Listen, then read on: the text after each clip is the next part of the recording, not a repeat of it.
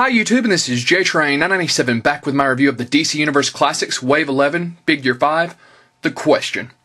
Now, I have been looking forward to this figure a lot. Of course, down here you see that it says Fans Choice. They actually held an online poll and let the online audience vote for what figure they wanted to see. And I forget exactly who was on the poll. The only other ones I remember, I think Vixen was on there and Huntress was on there. But I have always been a very big Question fan, and to have one from this line is fantastic. And he looks very nice in packaging. Of course, he's part of the Build Kilowog wave, and he comes with the left leg of Kilowog. Of course, he doesn't come with any accessories, but that's the way it should be. Onto the back of the packaging. Let's try and get that glare off. Of course, here's Kilowog when he's done. John Stewart, Question, Cyborg, Superman, Steppenwolf, Shark, Deadman, and Katma Tui. I'm still not sure if I'm saying that right.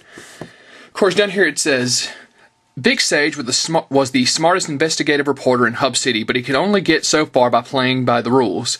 So Vic invented an alter ego to prowl Hub's back alleys, a faceless enigma known to criminals as The Question. His war on crime brought him into conflict with Lady Shiva, the world's deadliest martial artist. Killed in that battle, he was revived and trained by Kung Fu master Richard Dragon. Since his brush with death, The Question returned to action driven by a new philosophy and burning need to expose corruption and injustice to the cold light of day.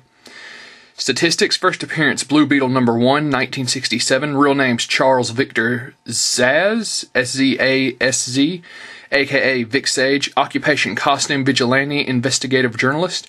Base of operations: Hub City. Special abilities: highly skilled hand-to-hand combatant, expert criminologist, and detective.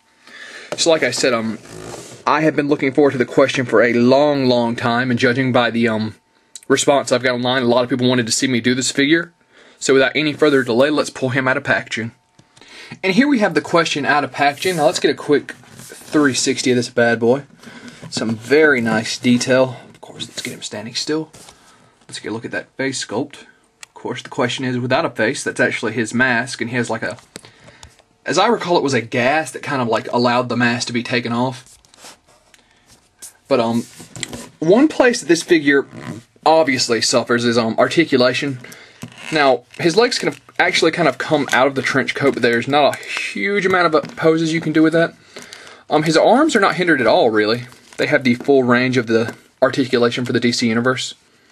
Wrist joint, a little stiff, but hey, I'm willing to work past that. The legs look like they would have the normal full range of articulation, but the trench coat is of course hindering that. But you have to be accepting on some of these figures. I mean, I know The Question in his design is pretty much, I mean, there's really no way you could do it where his articulation wouldn't be hindered. Of course, his head rotates, and looks like there's a very slight up and down, but not that it amounts to much. Of course, it's the same for both arms.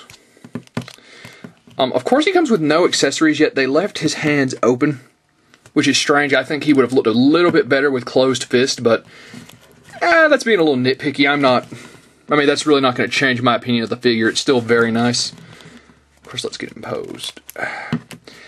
So, overall, this is actually a pretty well sought after figure from the DC Universe Classics Wave 11 line. I think that it's great. Now, if you're not a fan of The Question, this might be one to avoid. He has a lot of hindered articulation. It's really nice. It's actually like layered on here. You can see the tie is actually kind of movable. So they sacrificed a lot in the way of articulation to give us the figure presented correctly, which I don't have a problem with, honestly. That's exactly what I want, and that's what I've come to expect from the DC Universe line. So if you're like me and you're a Question fan, you have to own this guy.